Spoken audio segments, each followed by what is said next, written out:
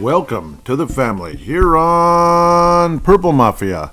I am your host, Paladino Joey, or Joey Awajan. Purple Mafia is available on all of your favorite podcasting apps, and I thank each and every one of you once and always for downloading and listening to this show. Well, it's kind of a pleasure to be back on board with you once again today, as, it was back-to-back ugly football games last week and this week, but this takes the cake. I mean, it's just as ugly as it gets. I mean, at least you had the fourth quarter last week. This week, the Vikings, well, it'd be as if the fourth quarter never happened, and the Bears got an extra couple points, that type of thing. Yeah, it was worse. This was a worse game. Atlanta kind of sort of crushes the Vikings at home, 22-6. We were awful. Awful. Yeah, wish I could this is one of those you wish you could just flush it out, but I don't know. If they're anything like this team ain't going nowhere. I mean, they ain't going nowhere. We might as well be like the New York Jets. I mean, that's what the Vikings look like tonight. They look like the New York Jets against the Atlanta Falcons. That's what I thought this was. Something like that, right? Cleveland, New York, Jets, heck, Miami. What a disappointment they've been after as highly touted and as, good as Tua looked for a few years before, I don't know, he started, obviously the concussion issues. And then, can't play in the cold and all. We've talked about that about 50,000 times all over the place. But, it's disappointing. He should have been better. This Viking team right now, I don't know what the heck. You had what looked like a pretty promising offensive line, but really, we were all kind of like, yeah, we have one of the best offensive lines in the league. But back-to-back weeks, I don't think the protection on McCarthy has been even subpar. Now, of course, with a guy named Christian Darrisaw out on the sidelines, that is going to kill you. What happened to a certain guy named Patrick Mahomes that everybody's calling the GOAT? What happened to him in the 2 Super Bowls he lost? Left tackle was out because they didn't just lose. They got whooped. I mean, they look like a minor league football team. That's how important the left tackle is in the NFL. Like quarterback, we all look at the quarterback as the most important position in football, and 99.9% of the time you would think that. And they're the highest paid, and they get the most, when they win, they're the most celebrated, and when they lose, they're the most criticized, right? The quarterback, what the hell's wrong with this guy? Or, oh my God, he's the GOAT, he's the greatest, he's the best thing that's ever lived.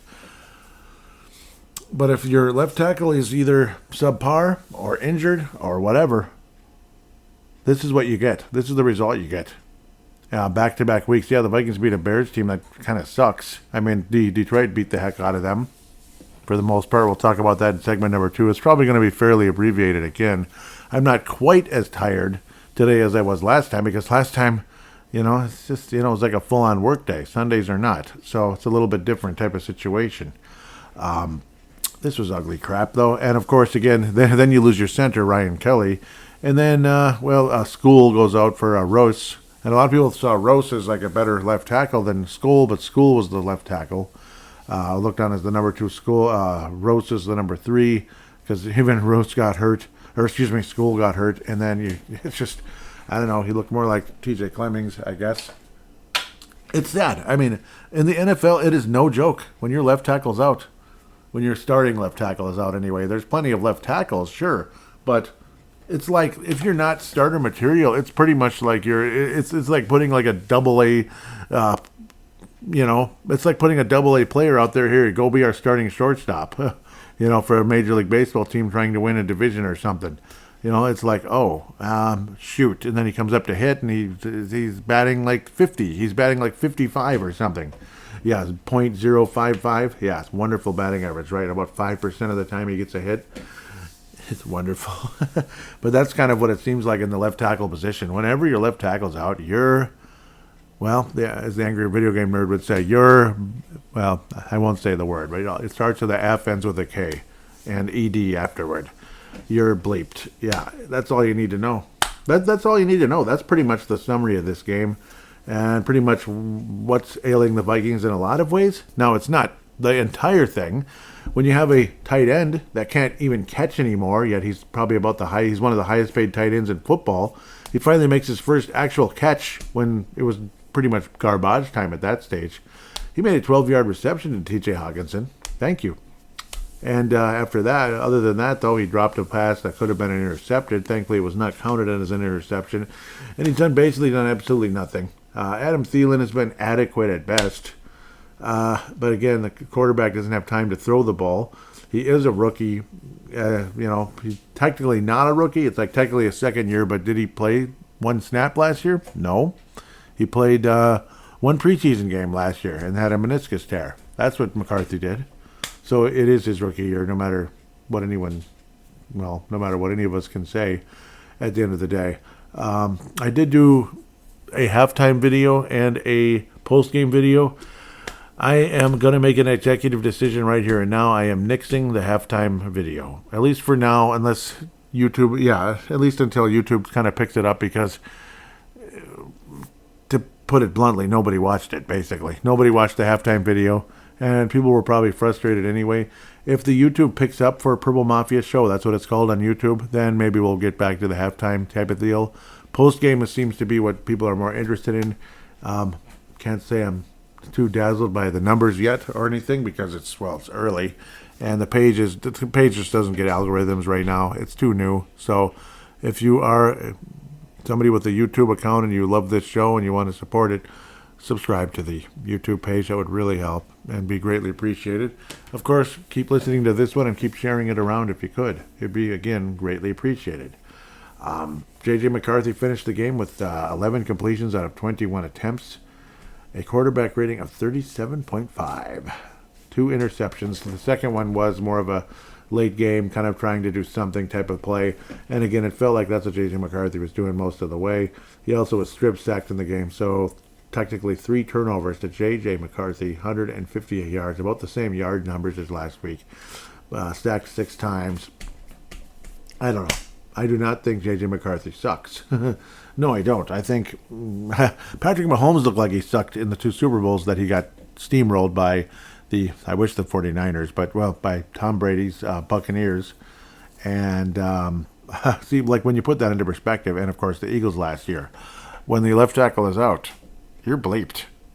The most important position in football is the left tackle, period.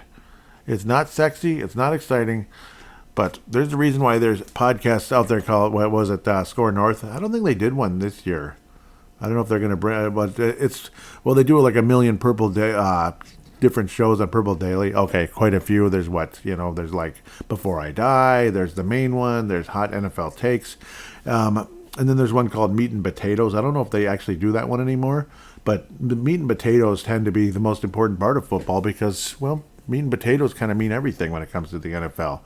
As great as it is having a dazzling receiver like Justin Jefferson, and, maybe you have a legendary quarterback like Brady, like Mahomes, and maybe McCarthy can become a legendary quarterback someday.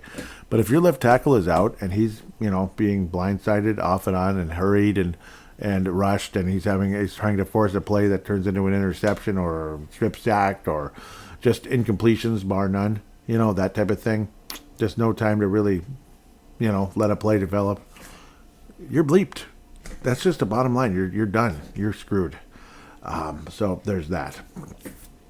Justin Jefferson did finish with 3 catches, 81 yards, and I do apologize. I do remember somebody a long time ago saying they didn't like the lip smacking. The odds are they're probably long gone. And I don't smack my lips to be a jerk and troll the person. Not at all. Not at all. It's a habit that's hard to break sometimes. Will Reichert made both of his kicks.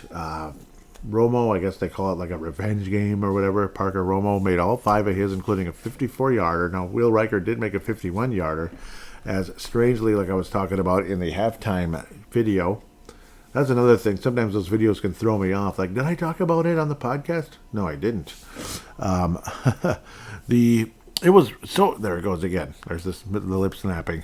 It's so ironic how, basically the 2 halftimes were similarly ugly, and then at the end of halftime, the Vikings would get the ball back with less than a minute left.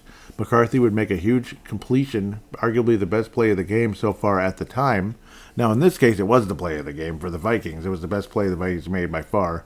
It was a 50-yard completion to Justin Jefferson. Last week, what was it, like a 28-yarder to Jalen Naylor that helped lead to a quick field goal by Will Reichert. A nice, long, beautiful kick. Thank you, Will. And this time, it was another, it was a nice completion, nice aggressive throw. There was some yak. It was maybe about 40 yards in the air, I think. I don't know the approximate number. And then about, 8 to 10 yards yak, yards after catch, by Justin Jefferson for a 50-yard long. That was the best play of the game, basically. And Will Riker then hit a 51-yard field goal. So that was awesome.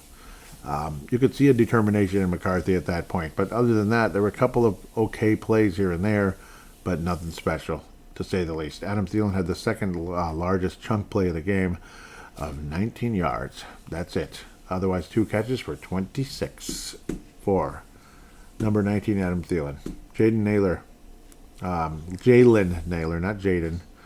There's a lot of Jadens everywhere. Jaden McDaniels and Jaden Daniels. Yeah. McDaniels and Daniels. Yeah. I don't know. That's what it was. It is what it is. He had 3 catches, 31 yards. He's a below average receiver. So I'm really looking forward to Jordan Addison coming back. Jordan Mason needs to be utilized better than he has been. Aaron Jones is, he has some good moments here and there, but I think he's become a guy that, he's past his prime. He's past his prime. And he's hurt all the time. See what I did there? I didn't try to do that. Was it hamstring and this one? Questionable to return. It's just whatever, man. Jordan Mason, I think, is the better running back. He should be considered the feature running back, but I know he's not, but you don't want to bell cow when you do have an Aaron Jones. There's no need to turn him into a bell cow or anything, or sled dog or whatever the word is for these, when a running back gets the ball 90% of the time.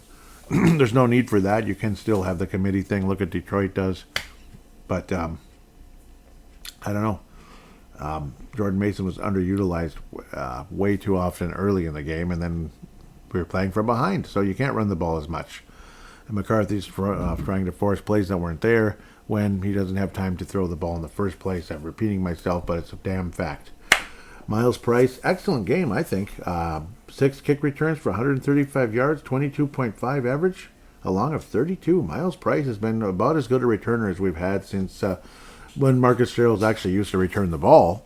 Marcus Sherrills used to return the ball, and then he became fair catch Sherrills as he got a little older and slower. And at least he caught the ball, though. He didn't fumble it, did Marcus Sherrills, a knock on wood with Miles Price, who is, yes, he is the best returner the Vikings have had since, Cordero Patterson, probably. Because, again, by that point, Sherrills was already kind of getting older and slower, and he was quite boring. And plus the punt return game in the NFL there's just nothing there, really. It's not what it used to be. Heck, and the kick return game really isn't what it used to be. But Miles Price has been a nice little story, and we appreciate him. Well, the Vikings also got a few sacks on Mr. Penix in this one, and Penix didn't get hurt. It looked like Jonathan Gennard was actually going to be injured a bit with what looked like maybe pulled ribs, like pulled rib cage kind of type of thing. That's probably what it sounds like. But then he was able to get a sack not long after that. So Jonathan Gennard, solid game with 4 total tackles, including a sack. Jalen Raymond also jumping in with 6 total tackles, not bad, and a sack. Dallas Turner also rushing and seeing many more significant, several more significant snaps and such. 5 total tackles with a sack, as well with Dallas Turner. So very encouraging to see Dallas Turner playing at the level he's playing. And yes, a lot of us were worried that, oh boy, when he didn't get a whole lot of snaps pretty much the whole damn season last year. That was frustrating. But eventually, it was what it was. I thought Leve Drake Rodriguez had a sack, but it must have been credited elsewhere. Maybe that was the Jalen Raymond one. I don't know. Or they just took it away from him. Weird. Or he had a tackle for loss. I don't know, TFL as they call it, of course. But this was one ugly Mickey frickin' game, to say the least. Byron Murphy, I think, is a shell of himself. He looks crappy. And when you see 7 tackles, he had a good... No, he didn't. Cornerbacks, if a cornerback is like one of your leaders in tackles, that means he got beat, right? Isn't that what that means? Years ago when I didn't really understand that, I was like, oh yeah, man, he was good. No, he got beat. If a safety has a bunch of tackles, that's kind of good. I mean, at least they're, stopping the player and such, because safeties aren't necessarily as much of a man defender as like a corner has to be at times. So there's that. They're kind of there to help, that type of deal. And of course, sometimes it's tackles for loss, and occasionally a cornerback can make a tackle for loss. But when it's like he's like your second or first tackler, something ain't right. Something ain't right here, and that kind of is the case with Byron Murphy Jr. He is a shell of himself, and funny how once again with professional players all over the place in every sport, that guys tend to step up when it's their contract year, and then right after that, when they're a bit more, what dare we call it, fat and happy, or feeling more secure, or da da da da da, their play drops, whether intended or unintended. Their play tends to drop, and that is disappointing to say the least. Metellus, 3 tackles. Theo Jackson at 9. Ivan Pace Jr., I thought he had a pretty damn good game. 9 tackles. Thank you very much. Vikings defense was generally good, but at times, again, my gosh, Bijan Robinson just ran right through the Sons of Guns. I mean, he was something else off and on throughout this one. Just absolutely killed us. 143 yards on the ground. Yeah, I mean, that's your player of the game right there. Overall, your player of the game is Bijan Robinson, along with Parker Romo. Again, 5 field goals made. He's somebody that should be a full-time kicker in this league, but I think he is now because they just gave up on the other guy. Was it Young Hoo, right? Was it Young Hoo? Was that his name? The Korean kicker? They just cut him, right? So I guess Parker Romo, congratulations, welcome to the Falcons. Whereas last year he came back when Mr. Will Reichert got hurt. He was pretty good against the Bears, if I remember correctly, that big game. Parker Romo should be a full-time kicker in the NFL. I think so. I think he should. I remember, what was he, on Jacksonville for a minute and then wound up with the Vikings again or something. It was really weird. But he's on he's on the Falcons now, and I guess it is what it is. If somebody happened to pick him up randomly in fantasy football, holy crap, that was lucky. I mean, that's like a 1 out of I don't know how many. It's less than 1% basically chances that somebody would do that. Like less than 1% chance that he was in somebody's starting lineup. I got to think in most fantasy football leagues and such that Parker Romo would suddenly randomly get picked up like that. But if you happen to do that, holy cow, did you strike gold? Maybe a Falcon fan or two out there, and I'm sure some dad thinking that, we're probably going to make a lot of field goals against this Flores defense. We're not going to score a ton of touchdowns, but maybe it's going to be a lot. And, 16 points is a lot in that deal. But the Falcons did get in the end zone, but Penix didn't throw any. Aguilar, that was pretty much when the game was over when he got in. He's the power runner, and Robinson's just the overall combination of power and skill. 143 yards total, 25. Yalong, 22 rushes, 6.5 a carry. And Aguilar as well, almost 5 yards a carry on 16 for 76 and getting in the end zone. It was like Tech Mobile football basically on the Atlanta side. And, that's just all you got to say pretty much at the end of the day. What is it? 219 yards basically between Aguilar and Robinson. Penix actually only had 1 rush for negative. That was probably one of those sacks there along the way. I'm surprised that isn't like more negative than if he only technically ran the ball once. Weird, but I don't understand it, frankly. So it's actually 218 yards on the ground because of that minus by Penix, who had a long of -1. Isn't that cool? Just kidding. Drake London did have a fumble after a catch, which was nice for us. That was a golden opportunity for the Vikings to get back in the game. But, at best, the Vikings made a field goal again when given golden opportunities. That's when you just kind of had a crappy feeling. This game might end up being one of those where it's like, okay, you had a million chances, and then all of a sudden, it just didn't matter anymore. When the defense starts, giving up big runs, or, of course, there's huge turnovers offensively back to the Atlanta Falcons, which there absolutely were, things went down the tubes, to say the least, in this game. Hopefully I'm close enough to the microphone. Hopefully the audio is okay here, and I understand. I bet you some of you, maybe some of the reasons why the show didn't blow up and become a great show is maybe some of you might have thought the audio wasn't as good as you'd hope. It's not the microphone's fault, it's my fault, and I apologize for that over the years. I'm trying to bring a good product. I do care a lot.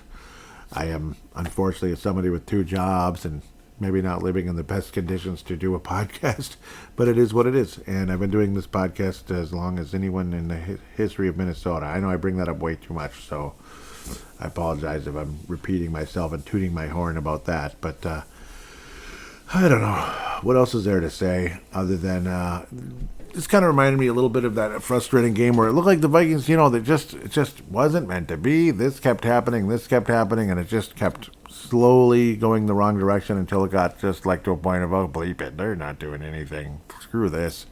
And that's kind of like the old 2008 game when Matt Ryan, was it his second year in the league? Or was he a rookie? It was way back in the day. That might have been Matt Ryan's rookie year. Looked like a young guy. He got tougher and stronger as his career continued into 2011, 2012 and such. That's when it's like, whoa, he's pretty much like a superstar for a while there. By the time he was on the Colts all those years later, he was far from being any kind of superstar. Him being Matt Ryan. But, yeah, this kind of felt like that game where it's just ugly, frustrating. The play calling stunk. Like, absolutely stunk. Like, I don't know. Like, why are you running on, like, 2nd and 8 or something, handing off to Aaron Jones, and when the running game wasn't working at all, and the blocking just sucked the whole frickin' game. The blocking just sucked. With pass blocking and run blocking was awful the whole frickin' game. And you're running the ball to Aaron Jones, who wasn't doing anything on 2nd and 8. The punt on 4th and 1 when the Vikings were down by 9 in the fourth quarter. Like, a lot of people are thinking, seriously, 4th and 1 and you're punting? I mean, I understand your offense has been sucking the whole game, and you did cough up the ball earlier in that situation. Not a fumble, it was a turnover on downs much earlier in the game that helped the Falcons not get in the end zone but make another field goal, because the defense did hold their own for the most part in this game. With in a game where you give up 200 yards on the ground, 200 plus yards on the ground, for your defense, and your offense is doing absolutely nothing for your defense to keep the Falcons to 22. It's not their fault. The offense was absolutely at fault in this one. So even though, again, them giving up those yards was extremely frustrating, but hey, to get the job done in the red zone, though, was pretty good, except until finally when it's just like the dam broke late and Aguilar powered his way through for a touchdown for Atlanta. So let's get to the post-game awards here right away. Fran Tarkington Award winner for this game for the Minnesota Vikings. Not the easiest choice in the world. I'm going to go with, I'm going to go with a guy who maybe could have got it last week, Eric Wilson. He had that blocked punt. He had a forced fumble in this one. That was a big one on Drake London. He gave the Vikings a chance to win this game. Eric Wilson is going to get his first Fran Tarkington Award. If there is a Christian Ponder Memorial, Tavares Jackson Memorial, Christian Ponder Memorial. Sorry, Tavares. Christian Ponder Memorial for this episode. On the defensive side of the ball, it's Byron Murphy Jr., I think. Generally speaking, and Dallas Turner should be an honorable mention for the Fran. The Christian Ponder Memorial in this one, it's like it probably should go to McCarthy on paper, but how can it? I can't give it to him. I can't. And it's not because he's the golden boy and I'm going to protect him. But when there's no protection, speaking of protecting the quarterback, there was no protection. That's the whole point. The offensive line in general, being unable to stay healthy, and no, not Darisaw. I mean, like Ryan Kelly. I don't know. I'm getting concerned about him already. Is he better than? Is he better than what we had before with the North Carolina center? No. I mean, so far, no, because he's been banged up. He's not better because of that. When healthy, I'm sure he is, but it's hard to say. He's been hurt twice already, so I don't know what to tell you. If you're not healthy, what do you here, young man or old man or whatever you are? Younger than me anyway. I'm 46. Ryan Kelly's early 30s. So if you can't stay healthy, I don't know. Sorry, I just. I'm extremely frustrated. So it's kind of like the offensive line as a whole, I thought, except maybe Brian O'Neill. I don't really want to beat up on him. Even Jackson gave up a sack. But again, I mean, he was desperately trying to help out as well. So how can you go on? How can you beat up on Donovan Jackson? I don't know. It's just generally, the tackles, extremely disappointing. And well, the left tackle position anyway, and Ryan Kelly going out. So the Falcons could kind of fly up the middle and get to McCarthy pretty quickly. So, yeah. If it's going to go to an individual player, it could go to TJ Hawkinson because he's done absolutely bleeping nothing since that injury, which is now more than a season ago. Come on, TJ, let's go. Is he ever going to regain any of that magic that he had before the injury? I don't know, because I'd consider cutting him at the end of the year at this point. I'm dead serious. Cap hit or not, I'd consider cutting TJ Hawkinson at the end of the season. I don't think he's worth the money. I do not. I do not. And Ryan Kelly, I don't know. If he's not going to stay healthy, there's no chance he's coming back. He's on a one-year deal anyway, so there's that. So there it is. Your Fran Tarkin and Eric Wilson, your Christian Pound Memorial, generally the offensive line will say Ryan Kelly leads the way because he can't stay bleeping healthy. Sorry, I'm tired. I'm frustrated. It didn't, it is what it is. With that, we'll take a quick break and come back for the roundup and try to keep it briefer than this first segment, but there was a lot to say in that first segment.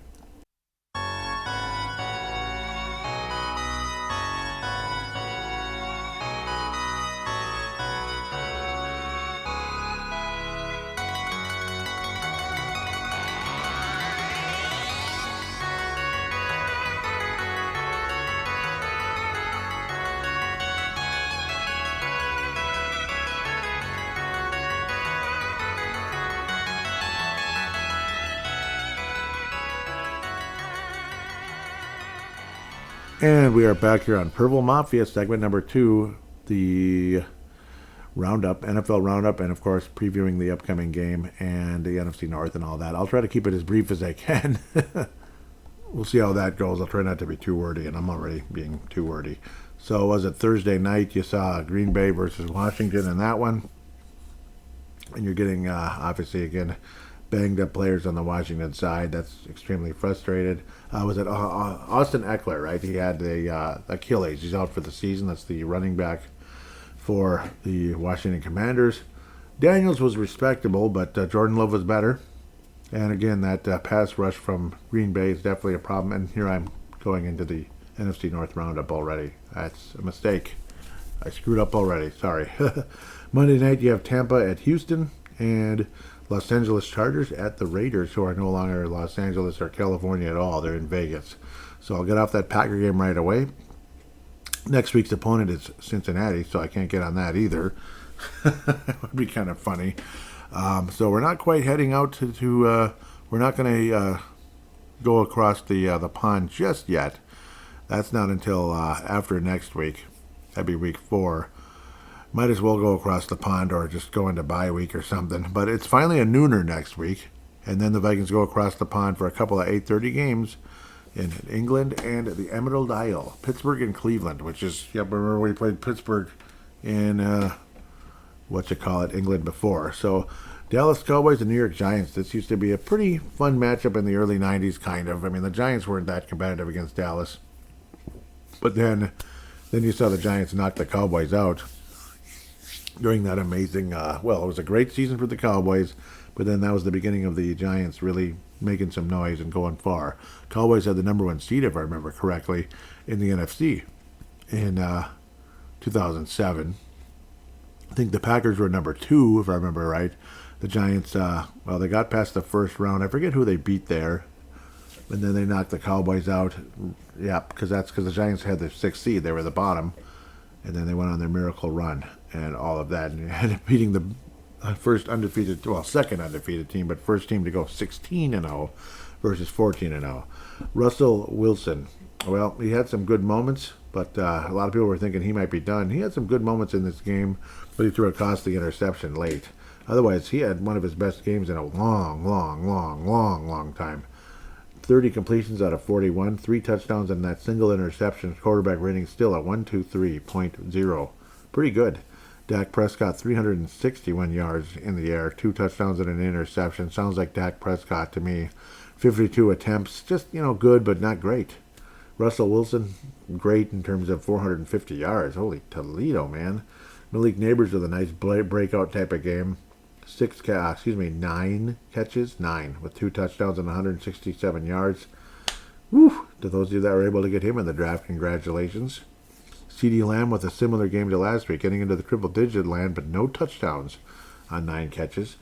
When Wandale Robinson rolls right off your tongue with 8 catches, 142 yards, and a touchdown.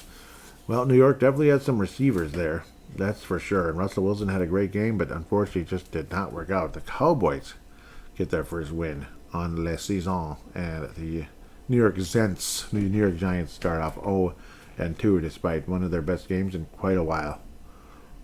Since they knocked the Vikings out in the first round. Yeah, that's about it. That is about their best game since then, to be quite honest. Kenny Clark from the Green Bay Packers, now on the Cowboys, did get a sack in the game. The former Packer. I'm not getting confused here, yeah, because I was looking at Green Bay earlier. That's kind of funny. The Bears, we're going to skip that one. They got thumped, which you probably already know. Tennessee Titans, a rematch of that Super Bowl all those years ago back in 1999, when Kurt Warner unfortunately led the St. Louis Rams to a Super Bowl title. I wanted Tennessee in that one, as you could probably tell. I did not like that Rams team at all. So I was thrilled when the Patriots beat them, no matter how you feel about that game. Rookie Cam Ward with a touchdown pass. Good for him. So not really, he did have a fumble loss in the game, unfortunately, a strip sack type of deal. But not as bad as, not as, well, let's just say he looks fairly solid, but Tennessee loses again. The Rams beat them pretty soundly, 33-19. I don't want to babble on too much. Stafford with almost 300 yards. Did get his usual interception, as we know. Devontae Adams, the former Packer, of course, 106 yards. Nice little breakout game with the Rams for the first time. Puka Nacua always getting solid numbers at 91 yards on 8 catches. Let's keep moving quickly here. Quickly. Don't need to get too much into that one. Rams are 2-0, unfortunately. So, yeah, that's good for them. It's good for them. Dolphins and Patriots. It used to be kind of a frustration for Tom Brady. The Dolphins at times were the bane of Tom Brady's existence. They would be that annoying loss or two during the season for the Patriots. Like, come on, what's going on? How'd you lose to them? Well, they did. Way too often. Riley Patterson, also he was a Vikings training camp invitee, I do believe. I always kind of liked him. Well, he's the Dolphins kicker. He made a couple from 40 and 44. So good for him, generally speaking. Tua, definitely way better week than last week, with a couple of touchdowns, 1 interception, shocker of the decade. Very efficient in terms of completion percentage with 26 of 32 and 315 yards. That's pretty good. Tyreek Hill, big game with 109, but he's a pain in the ass. I wouldn't want to work with him. Nope. Drake May, epic performance. No interceptions. 19 of 23, 230 yards, 2 touchdowns, quarterback rating of 137.3. Epic performance. The Patriots beat the Dolphins. Dolphins are going to lose like 100 games this year, even though they're talented enough they shouldn't. Milton Williams with 2 sacks. Good for him. For the, they're led by the former Titans coach. Let's just keep going. Mike Vrabel, congratulations, getting your first win as head coach of the Patriots. Not head coach in the NFL, but head coach of the Patriots. Niners and Saints used to be a classic type of matchup way back in the day when the Niners were just starting to get good. But, of course, that was way before my time, even though I was old enough by the mid-'80s to watch. And the first thing I ever saw, actually, was the 87 NFC Championship game. Yeah. That's all you need to know. Because the Twins have won the World Series recently, and it's like, oh my God, are the Vikings going to be the other team now to win a championship in the same year or same general time? Wow, that'd be unbelievable. And it didn't happen. But, yeah, I was old enough to see the Niners dynasty, but didn't watch it, and I wish I did. Damn it. I feel so bad about that. Yes, been the Saints, but way back when that was Montana's big comeback, and that's when the star was born. Mac Jones, great job. Yes, maybe against the worst team in the league, maybe, but I don't know. Spencer Rattler also threw 3 touchdowns and didn't throw an interception either. Alvin Kamara did have a fumble loss, though, surprisingly, with 99 yards on the ground. Very strong performance. Mac Jones, good job. Good job, man. I mean, the former Patriots quarterback, so it's like Drake May and Mac Jones both came out to play for their respective teams, and it's Tom Brady's teams right there when you think about the team Brady won all the Super Bowls with, except for one in Tampa. and then the team he grew up with, watching them win Super Bowls in San Francisco. Mac Jones with 3 touchdowns, no interceptions, almost 300 yards, but, nice. Juwan Jennings, the guy who's kind of been that replacement for Ayuk, Brandon Ayuk, with 5 catches and 89 yards. Good for him, and a touchdown. So at least he's healthy now. It took him like 20 years to be healthy. Son of a gun. Brian Robinson Jr. Didn't he used to be with he was the old running back with the Falcons. Yeah. Well, he's kind of like the second guy now in San Francisco. McCaffrey, pardon me, with 55 yards on the ground. Okay. Well, the 49ers are 2-0. 26-21 in a couple of meh games. But Mac Jones showing up to play with Purdy being out. Good for him. Buffalo stomping all over the Jets. Jets actually had a pretty good week versus the Pittsburgh Steelers last week, but nothing to brag about here. 30-10. Buffalo stomps New York in New York. A couple of home losses right out of the gate for the Jets. 0-2 Buffalo. 2-0 for their in-state rivals and conference rivals, you could say. Josh Allen exploded for a 40-yard run early. Didn't throw a touchdown or an interception. Didn't lose a fumble, but James Cook, younger relative of Delvin Cook, with 132 yards for the Bills and a touchdown. Good for him. Great performance. Gerard Taylor replacing Justin Fields. It was 3 of 11. Yuck, man. Though he did have a couple of moments, but generally speaking, moments running the ball and all that. But Fields has been, he is what he is. Below average quarterback, but way above average athlete. Tyrod Taylor, who's been he's one of those solid, smart, strong, adult-in-the-room veterans. 7 of 11, but too little too late for the Jets. Let's keep moving. Keep moving, sonny boy. I'm pressing on the wrong thing because that's how I roll. Unintentionally. Sea Chickens and Pittsburgh Steelers rematch of a Super Bowl about 20 years ago. 2005 season, so yes, 20 years ago. The Seattle Seahawks got stomped by the Steelers in that one, for the most part. In this case, Seattle kind of stomped the Steelers, so interesting. Former Viking quarterback versus former Packer quarterback. Mason Rudolph would actually enter the game as Rodgers, not quite nearly the magic as last week. 33 attempts, 18 completions, 1 touchdown, and 2 interceptions. What happened? Sam Darnold also threw a couple of INTs, but 2 touchdowns as well. Seahawks, nice solid game. Jackson Smith something. Najigba, I think, with 103 yards, no touchdowns there. And Kenneth Walker III with 105 yards on the ground and a touchdown. Extremely strong performance. His long was 20. Kenneth Walker's long was 20. He just cut through this Pittsburgh defense like butter. If his long was only 20 and he had 105 yards and only 13 rushes, 8.1 a carry.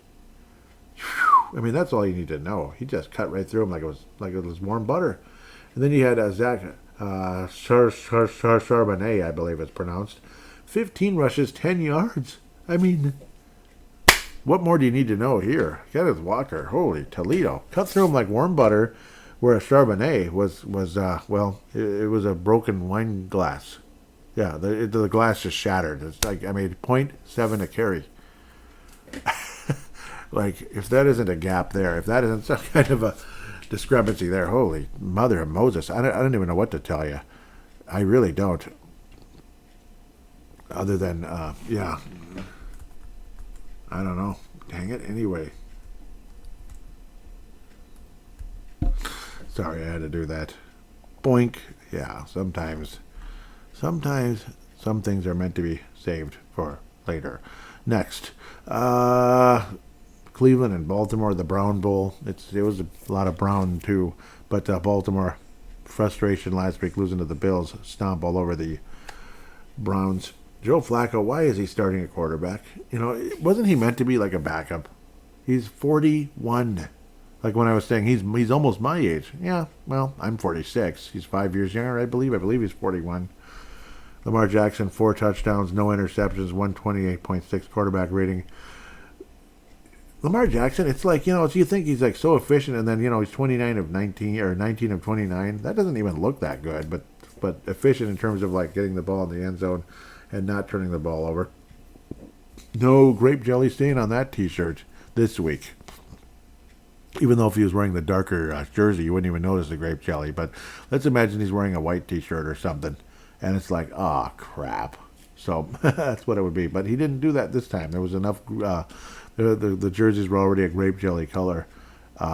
Falcons, or excuse me, the Baltimore special teams, pretty epic as well, blocking a punt. But what do you expect when your head coach is actually a former special teams coach, or special teams coordinator? Keep going. Keep moving, Joey. This was a butt kicking. Baltimore 1-1, Cleveland 0-2, and I think they're closer to being the worst team in the league, honestly. And no offense to Vince Germano, of course, in that one, because, well, I kind of like the Browns. I'd like to see them do something, but they didn't do anything there. 41-17. Denver losing to the Indianapolis Colts on the road in a 29-28, well, battle. 29-28 battle. Indianapolis getting the job done late. Couple of, well, 3 field goals. Kind of late in the third quarter, midway through the fourth, and then at the very end, the Colts good enough to get the job done. Daniel Jones solid in the game with a couple of, I thought he had 2 touchdowns. Or did he run one in? That's what it was. He ran one in. Running one in and not throwing an interception, throwing for 316 yards and a touchdown. Welcome to starting quarterback land once again, Daniel. I mean, I don't know if he learned a lot from O'Connell in the short time he was here with the Minnesota Vikings as a guy who wasn't even active, basically. He was just kind of here wearing purple stuff. And, wearing some Vikings equipment, Vikings swag or whatever you call that stupid word. I hate that word. But whatever it is. 107 quarterback rating. Good job. Bo Nix, 111.3 quarterback rating, 206 yards passing, 3 touchdowns, 1 interception. J.K. Dobbins with a reception, or with a running touchdown, pardon me. Troy Franklin, I have all his albums, I guess. 8 catches, 89 yards, and a touchdown. But Daniel Jones has been a nice little story here. And Jonathan Taylor helping get Daniel Jones, his teammate there, into field goal range for the clutch kicks made by Spencer Schrader. I do believe that's pronounced correctly. He made all 5 of his kicks, so good for him. Made all 5 of his kicks for 17 total points. Will Lutz, the former, well, and of course he's on Denver because he was at the Saints forever with Sean Payton, so of course he's there. Go Will Lutz, I guess. Not Will Klutz, Will Lutz, yes. But Daniel Jones, nice start to your career with the Indianapolis Colts. It just might give him a lucrative extension. Who knows? We shall see, my friends, we shall. The Arizona Cardinals are 2-0. Don't look now. Yeah, they beat Carolina and they beat the Saints last week, but they're still 2-0. It still counts. A win is a win is a win. 27-22 with the Adam Thielen-less Carolina Panthers. Bryce Young, much better game this week versus last, as he just struggled last week. 3 tutties, 1 interception. Quarterback rating of only 90.6 because he attempted 55 passes, which would mean 20 incompletions along the way. Kyler Murray with his usual grape jelly stain with the touchdown and interception. And yes, Bryce Young also had that grape jelly stain as well. With there's always that stupid interception thrown in there because they're okay. They're good at times, but they're not great. Arizona wins by 5. Let's just keep moving. We kind of care, we kind of don't about that one. Come on. Love this one. Rematch of the Super Bowl. A lot closer this time, but the Chiefs lose again. The Chiefs are 0-2. Na boo-boo. Apparently they haven't been 0-2 since 2014, which is crazy. It still doesn't mean Patrick Mahomes is the GOAT. It really doesn't. But good for him. 16 of 29. That's pretty average. 1 touchdown, 1 interception, quarterback rating of 72.1. And I'm not trying to be a jerk. He's not the best. He's not. Brady is. Patrick Mahomes is on the Mount Rushmore, though. He is top 4 all time. Maybe top 2, but he ain't number 1. I'm sorry. I personally say Montana is still ahead of him because, well, first of all, he's got 4 rings. So, first of all, that does count for something. Jalen Hurts, well, I mean, he did run a ball in once. He did run in one time. Saquon Barkley, still good, but not as spectacular as last year. He was okay. 88 yards with only 4.0 a carry, and only 101 yards in the air by Jalen Hurts. Not a pretty game at all. But the Eagles go back to back over the Chiefs in the Super Bowl. They got the one in the Super Bowl, and then the second game of the season, which is a rematch of the Super Bowl. And this time the team that won last year won again. Instead of like, oh, we got them now, like when the Vikings beat the Chiefs, they blew the crap out of the Chiefs after the Chiefs like embarrassed us in the Super Bowl back in '69 or early 1970, whatever. And it meant absolutely frickin' nothing. Because what did the Vikings do in 1970? I don't know. Not enough. They didn't get back to the Super Bowl, first of all. I don't know. It doesn't mean a damn thing, does it? We won the first. I mean, it's nice you won a regular season game. I'd rather win it than lose it. But it didn't mean all that much, did it? It just kind of didn't. Kind of sucks. Let's go to that Packer game real quick again. The NFC North roundup. I'm sorry if this is dragging, and I'm having fun with it though. It is enjoyable. Second segment's fun, especially when it's a, pardon my French, shitty game for the Vikings. Eckler out for the year with a Achilles. Anytime you hear the word Achilles, it's bye-bye birdie. Daniels with 20. That would be Jaden Daniels with 200 yards. He had, 18 incompletions, 42 attempts. Jordan Love, certainly not perfect, but better. 19 of 31 for almost 300 yards there. 2 touchdowns. Josh Jacobs also ran the ball in with some tough yards there for 1 touchdown. Tucker Kraft showing us his craft here with 6 catches and 124 yards with a tutty. Good for him.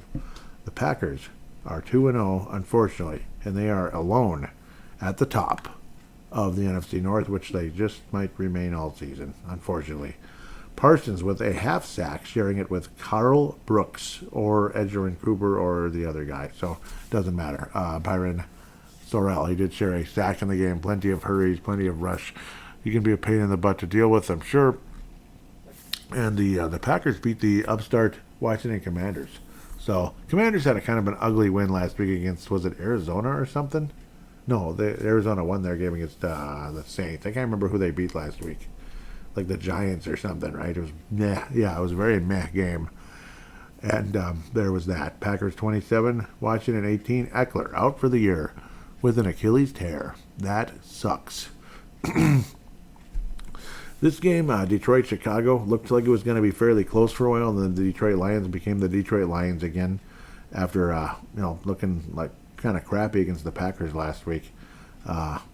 Boy, did they look bad. Aiden Hutchinson back from that injury last year with a sack today.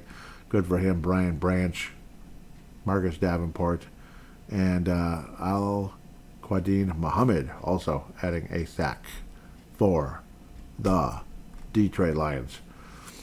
Amon-Ra St. Brown with 115 yards and 3 touchdown catches. 3 fantasy ballers rejoice there. Jamison Williams with only 2 catches and a touchdown. 108 yards there. Jahmyr Gibbs with a 42-yard scamper along the way. 94 total yards. Average of almost 8 yards a carry because of that big chunk play. 1 touchdown to David Montgomery, the former Bear, also getting into the end zone in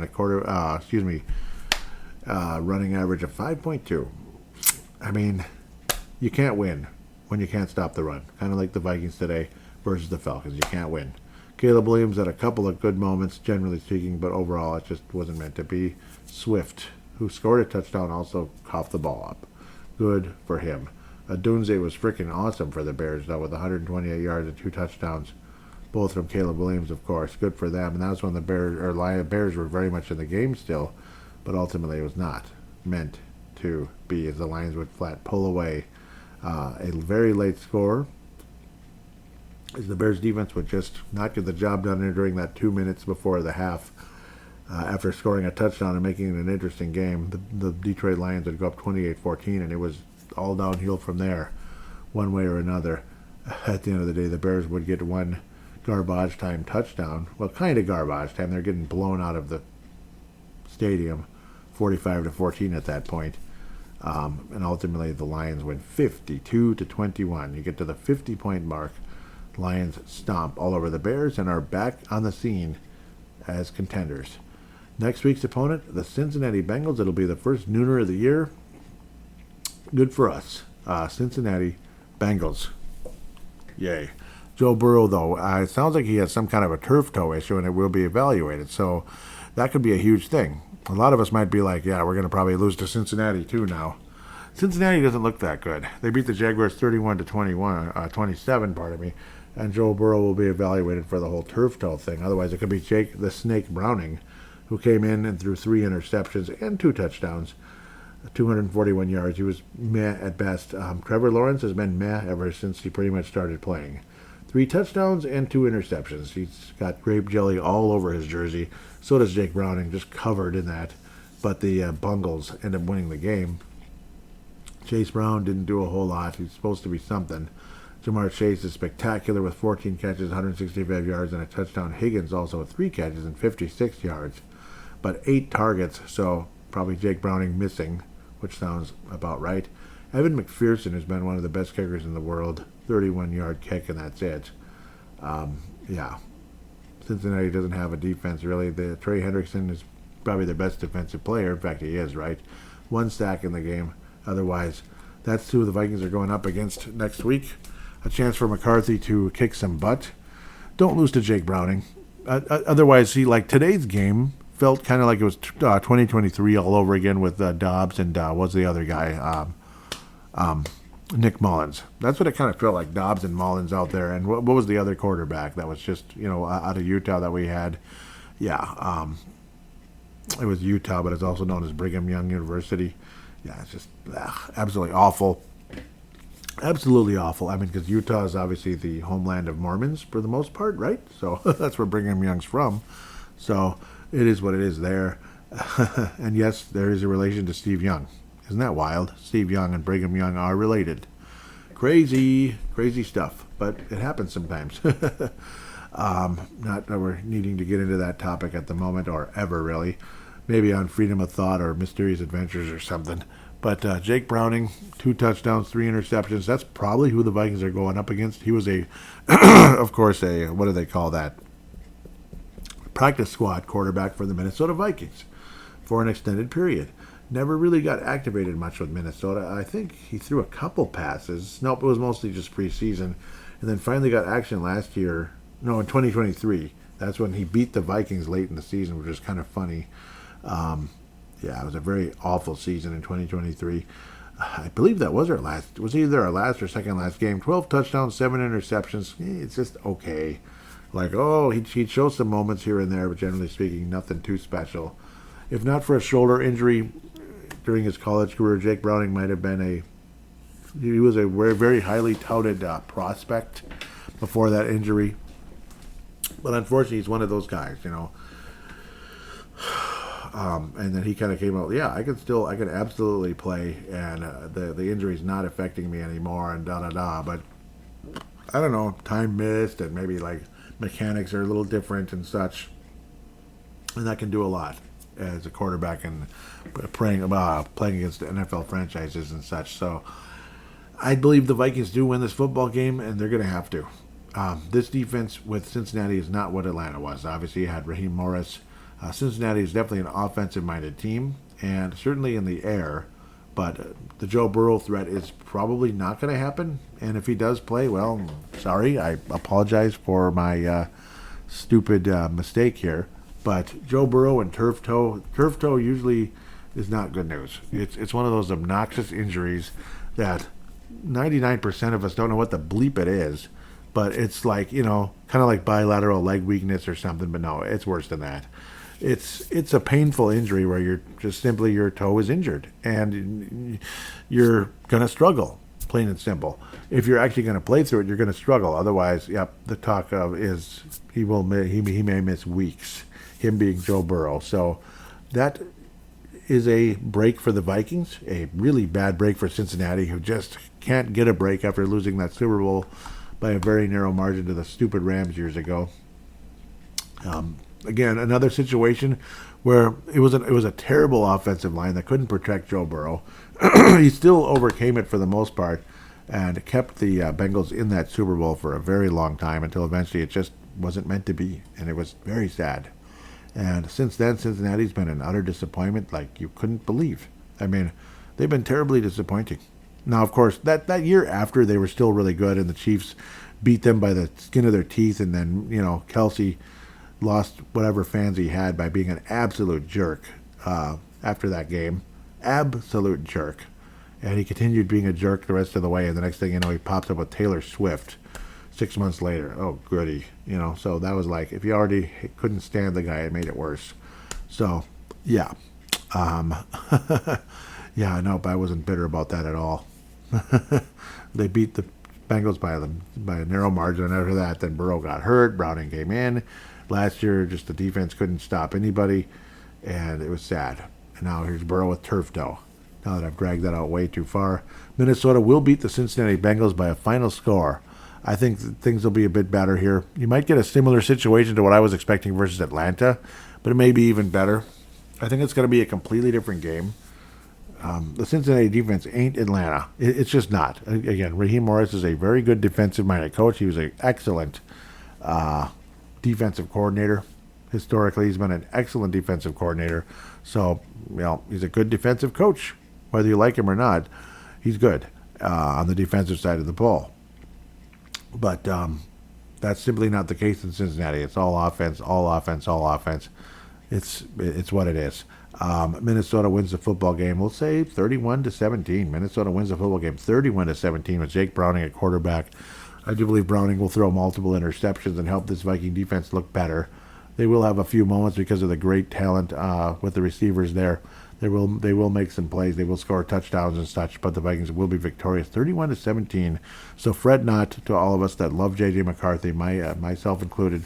He will have a much better performance. Multiple touchdowns thrown in the game, and I think he gets over 200 yards for the first time. Got to start, with the baby steps. But there's a pretty good chance he throws for over 300 against the Cincinnati defense. There's a good chance. But I'm trying not to get too cocky about that just yet, because this offensive line stinks right now with guys that can't stay healthy and a guy that's still coming back from, major surgery with the ACL, MCL, being Christian Darrisaw. Vikings win next week. We'll take a quick break and come back for fan interaction.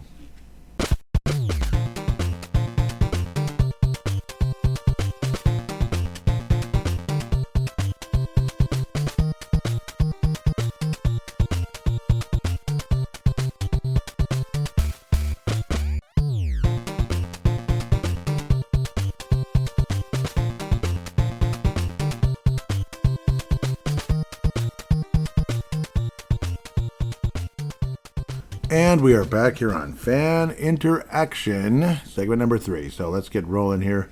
Sorry if I sound a little subdued. Yeah, it's late and I'm kind of tired. And there's going to be some more fan interaction than there probably was last week.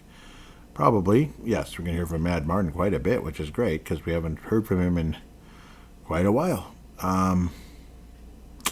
Just got to catch where I'm at. At Purple Mafia Show, for the Twitter account. Yep, we'll open up with Mad Martin out of Northern Scotland. He says, you have a podcast out already, just the start we all needed from the Purple. And as we know from a long history, never easy winning in Chicago, that's for sure. Continuing with Mad Martin here. So until I say another name, it'll be Mad Martin. It'll be Mad Martin Lightning Round. To say somewhat of a slow start might be an understatement. The first 3 quarters of that game was truly hard to watch. Add the pick 6, that would have done most quarterbacks in for the game, but what a comeback in the fourth quarter. It really was. Continuing, there's an image of Kirk Cousins as a Viking here from Mad Martin. Yes. In the depths of my despair in the third quarter, the one positive that came to mind is at least we don't have this guy anymore. Yep. So continuing, closer to today now with Mad Martin. Before the season started, I would have probably put this in the W column, but with the mounting injury list, I'm not confident of that result now. Just feels like too much against the Purple this week, and you were correct. You absolutely nailed that. That was a great call there, Mad Martin, because, the injuries absolutely did mount. That did not help McCarthy or anybody else. It really didn't. And, of course, the suspension to Jordan Addison as well. When he comes back, I think it's going to be real interesting here. Might have a little bit of Cincinnati with a better defense here in Minnesota, hopefully. Next, Mad Martin says, don't know if they can overcome the ups and downs of week 2 for a new quarterback missing all those guys. Then I had a quick look at the stats. They're 3-11-1, which is a winning percentage of .233 in week 2 since 2010. Wow, so we've been terrible in week 2. That's interesting. And it makes sense because, it's like I keep thinking of that. Yeah, they lost this and that. Yeah. They've struggled, yep, which is the second worst in the NFL. Wow. I'll be more than happy if wrong about this result. Oh, how I wish. Yeah, they did win last year, right? Weren't we like 4-0 at one point? So we kept winning for a while at the beginning, but it ended up being nothing in the end. Mad Martin says, as someone living living the other side of the pond, yep, Northern Scotland, these back-to-back primetime games are a pain in the arse. And I agree, even though I'm right here in Minnesota, I don't like it either. 1:20 a.m. decided I will do exactly what I did last week and go to bed and watch it sometime Monday. Oh boy, yep, he's going to be frustrated. But, yep, totally understand that. What was I saying now? Thinking about, yes, and it's not like I don't like watching late games. It's just for the podcast, it's a pain in the ass. Pain in the arse. And the ass. Pain in the ass. Tanae Brown was saying Kirk Cousins will be back on the Vikings by week 6. Mad Martin says, what has the water boy? Or what as the water boy? Yep. Well, we'll see. Maybe he will be here one way or another. Mad Martin continuing saying, what I find concerning is the Detroit Lions have put up 38 points and 456 yards and are at the Bears' 8-yard line at the end of the third quarter. Is the Packers D that good? Maybe, because the Bears' defense look pretty good against us, too. Dave Hickey jumping in out of Iowa, and yes, we'll hear from Dave Hickey quite a bit, which we always appreciate. The Vikings' offensive line looks like shit again. No time at all. We're lucky we're not down 21-3, or just now Big Leg Bill got that 51-yarder at halftime. Yep, and that was pretty cool. I was saying it's frightening. Every time your left tackle goes out, it's a freaking nightmare. Yeah. No protection for McCarthy. And, yeah, I mean, it's just, ugh. Yep, and it pretty much was a 21-3 after that, wasn't it? In fact, I don't think we scored another point, did we? So it says a lot about the Vikings tonight. That was awful in so many ways. It's an absolute thromping. It so sucks. Continuing. Dave continues, so it's a Dave Hickey lightning round now. It doesn't last too long. Got 3-3 here, and really appreciate Dave Hickey. He says the revamped offensive line sucks, and now they are more injury prone. Yep, like Garrett Bradbury was below average at best. He was like a C- to D+ center, but at least he was there at times. You know, but even he got hurt sometimes. It was annoying. Yeah, and I was ranting about Hawkinson. Dave Hickey responds with, he hasn't done shit, and I'm a big fan. Yep, oh yeah, that's right, Iowa. Yeah, he was on the Hawkeyes. Hawk the Hawkeye, yeah. He hasn't done shit, and I'm a big fan, but mark my words, he's going to make a difference in a couple games this year. I hope you're right, because so far, like I was saying earlier, at the end of the year, I'd cut him. If things don't improve, I'd cut him for sure. Like you have to. He's too expensive.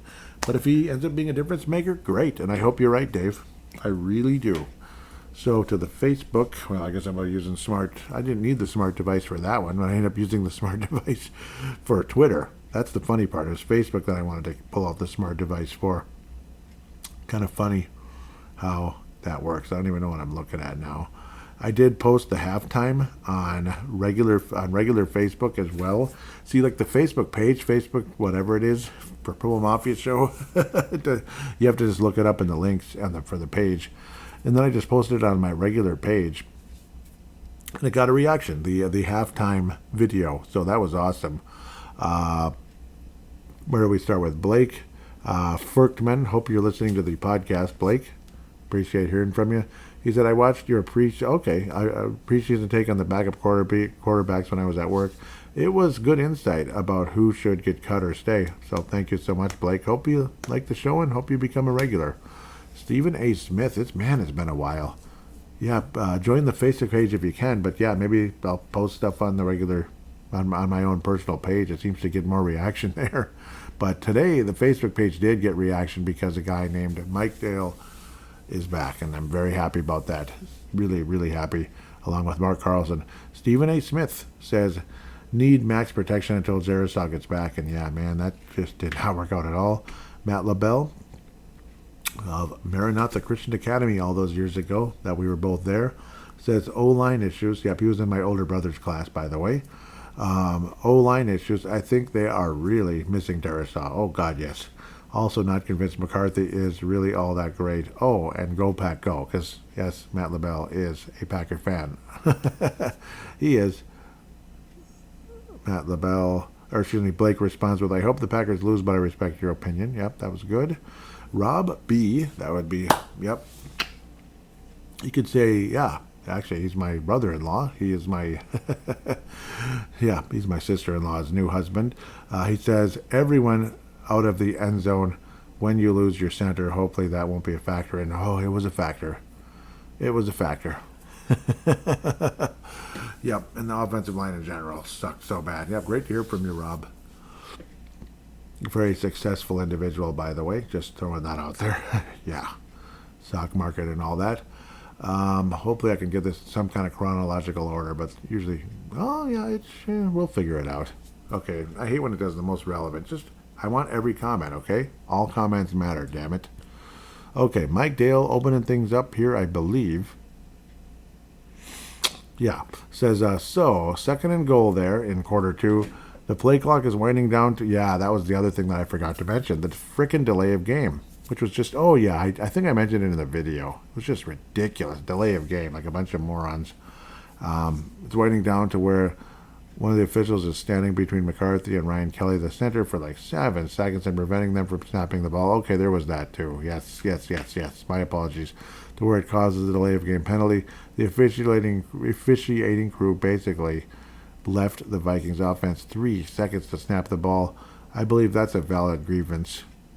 There's no quarterback who would have time to start calling signals. Why did nobody else pick up on it other than the fans?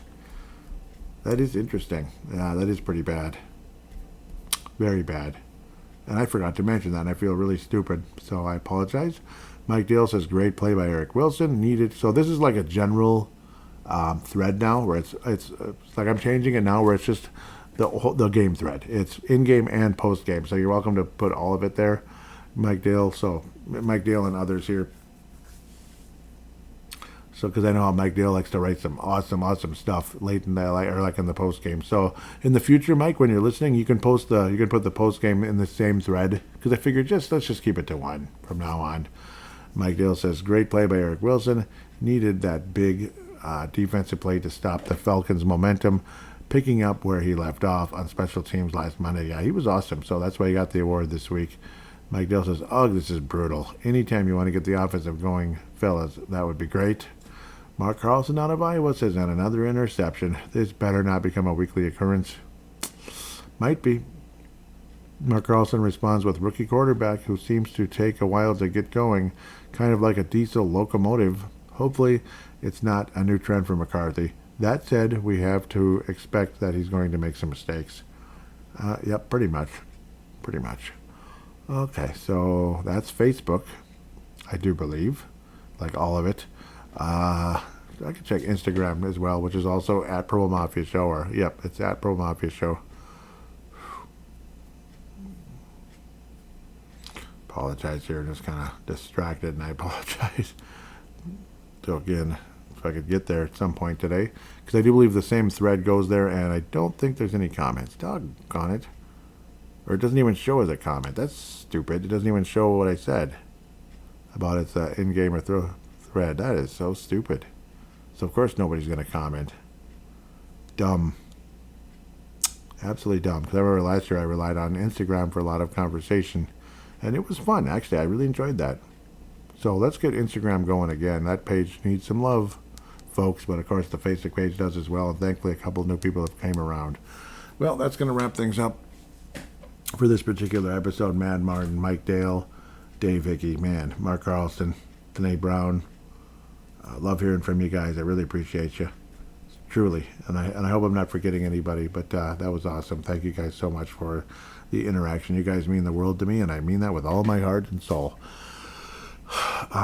Anybody out there listening that could post a 5-star review, or that could put a 5-star review on Apple Podcasts, Spotify, that'd be greatly appreciated. Any other app that allows you to do so, but it's mostly Apple Podcasts and Spotify. If you could do that, please do. Please do. It'd be greatly appreciated in so many ways. Otherwise, thank you, all of you, so much for listening to the show. Continue to share it or retweet it or whatever. And word of mouth as well. Join the YouTube channel, Purple Mafia Show. All this stuff is in the show description. The YouTube channel, the Instagram, the Facebook page, and the Twitter, of course. Everything is at Purple Mafia Show for the most part, except the Facebook page, which simply click on the link or look it up in the search bar, Purple Mafia Show, and you should be able to find it, I hope, and like and join the page and comment away. Otherwise, hopefully things can be better next week, and I do believe there's a good chance they could be with that Cincinnati defense. With that said, have yourself a wonderful week, and Skol Vikings.